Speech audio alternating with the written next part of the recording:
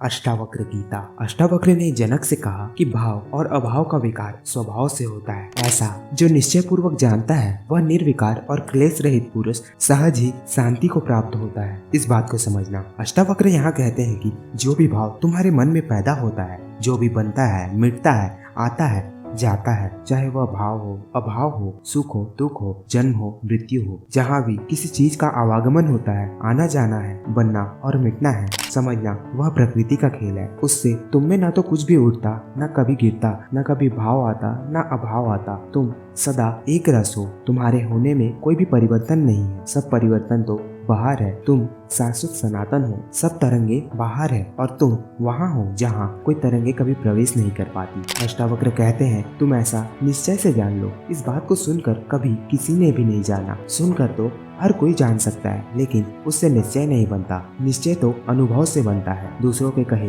यहाँ कुछ भी नहीं बनता। अष्टावक्र यहाँ समझाते हुए कहते हैं कि इस बात को तुम अपने निश्चय और अनुभव से जानने का प्रयास करना। इसे सिर्फ कहा सुना मत समझ लेना। जब तक एक गहन अनुभव से यह तुम्हारे भीतर उजागर ना होता हो, तब तक ऐसा मत समझना कि तुमने इसे जान लिया। इसको समझना कि जिस दिन तुम्हें यह दिखाई पड़ जाता है कि यहाँ कोई घर नहीं बना पाया, घर बनाना इस जगत के नियम में ही नहीं है, उसी दिन तुम्हारे जीवन में संन्यास का जन्म होता है। तभी तुम चल पड़ते हो एक नई यात्रा पर। जब तुम इस संसार से परिचित होने का ख्याल छोड़ देते हो, तभी तुम्हारे परमात्मा से परिचित होने का उपाय शुरू होता है। तब तुम अपने भीतर उतरने लगते हो, क्योंकि अब कहीं और जाने की जगह ही ना रही। तब धीरे धीरे तुम्हारे भीतर उतरते उतरते एक गहरी शांति और अनुभव तुम्हारे जीवन में प्रवेश करती है, जहाँ एक निश्चय का जन्म होता है, जहाँ भीतर उतरते उतरते धीरे धीरे तुम्हें भाव और अभाव के सारे विकार दिखाई पड़ने लग जाते हैं। तब तुम्हें यह ज्ञात होता है कि यह मैं नहीं हूँ। तभी एक निश्चय जन्म लेता है। अष्टावक्र आगे कहते हैं कि